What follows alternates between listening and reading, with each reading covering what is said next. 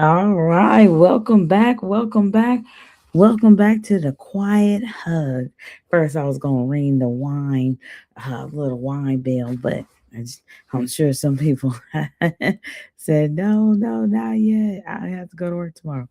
Listen, this New Year's Day episode of the Quiet Hug is for the slow sippers, the deep thinkers, the quiet healers, and anyone easing into 2026 at their own pace. No countdown, no performance, just presence. And with that in mind, we had the one and only owner of the Made in Compton store. And Bone, how are you today? I'm good and yourself. Great, great, absolutely. So I have 5 questions here. We're going to start off with two, and then we're going to go to a commercial, come back for the other three. All right, you ready? Yeah. All right, here we go. So, what deserves to be carried into 2026, and what can we finally set down? I would say all unfinished business, goals, dreams, aspirations, and just plans that took more time to build than 2025 let us allow. So, Mm, and what we could finally set down, I could say, all the things that we felt we couldn't do that we didn't do, and get on with the things that we know gonna work, and instead of dwelling on the things that didn't work. mm, nice. Drop the mic. Well said. Okay. And moving right along to the second question, how do we honor being tired without calling ourselves lazy? Especially after the holidays, the late nights, and long seasons in different places. Just know that we're running a marathon and it's not a sprint. So, we don't have to wake up and give it our maximum output every day. Some days we can coast without, calling ourselves lazy. It's just call patience and call pacing yourself, especially after the holiday meals and the holiday long nights and the drinks and the get togethers. You got to recover and recuperate because, we're not spraying chickens no more. Oh, absolutely. Let me put a drum roll to that one. Okay. Okay. Absolutely. Well, thank you so much. I'm gonna play a quick commercial right quick, and then we'll be right back for the other three questions, okay? Yeah. All right. Compton is more than just a city. It's a heartbeat of culture, music, and resilience. But how do you capture that spirit in one experience? Introducing Compton in a Box, a carefully curated collection that brings the essence of Compton straight to your doorstep. From the stories to the art to the flavor, you'll find pieces that honor its history and celebrate its future. Whether you're from Compton, connected to it, or a great supporter of the Made in Compton store, this is more than a box. It's a journey. And whether you choose the basic, custom, or deluxe Compton in a box, you're taking home a piece of pride. Discover it today at MikePT.com and subscribe to stay Compton up.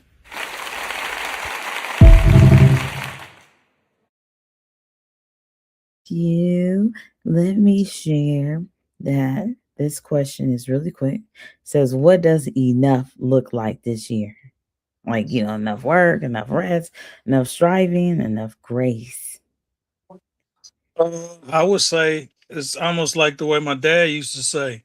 He said, I put it all out there today. I left nothing in the tank. So he Mhm. said, when I got home, it was time to sleep. He said, when I wake up in the morning, I don't hit that snooze button because it's only so many hours in the day. So, got to get up and get right back to it. So it's Right. like that. It's a balance. Give it your all and leave nothing in the tank.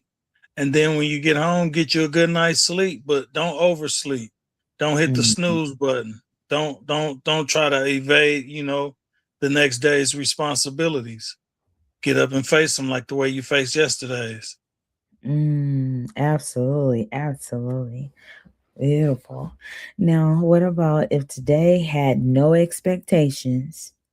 How would you actually spend it? Like, letting people imagine a pressure free start. Uh, me myself, I think I still would go to the store and just see who came and needed our services, or needed Hmm. somebody to listen to them.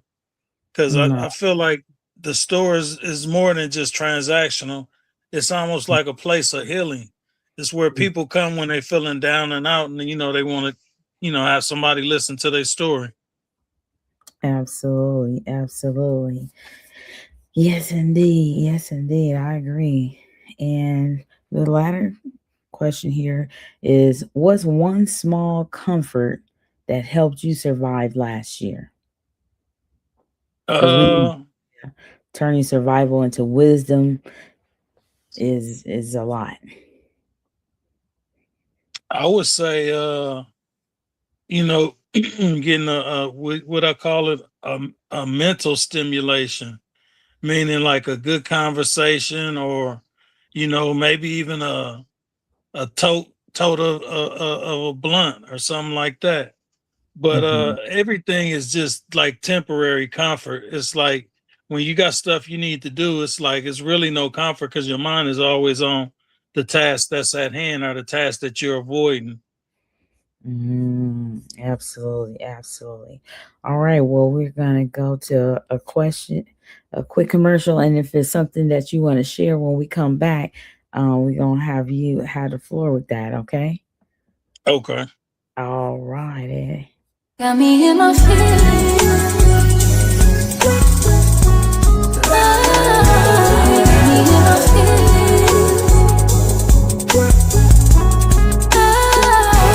Got me in my feelings. Got me in my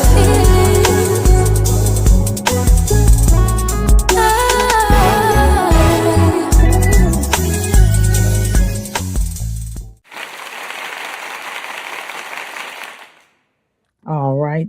What would you like to share there, Bone, about the quiet hug or something about today's New Year's Day, 2026? Uh, I would say, when you just trying to survive, you go into survival mode, and then it's not a good place to be. It's always good to chase wisdom instead of going into survival mode. Because if you can't advance, at least learn something that can teach you how to advance the next day, or maybe the next month, or the next year.